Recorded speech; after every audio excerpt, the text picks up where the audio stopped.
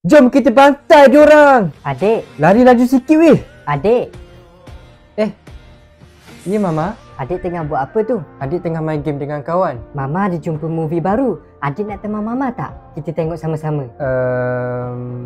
Okey, tak apalah. Adik tak nak teman Mama. Tak Mama, adik nak teman Mama tengok movie.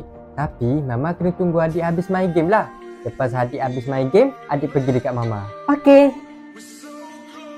Yes, kita menang kali kedua. Mama, maaf adik lambat.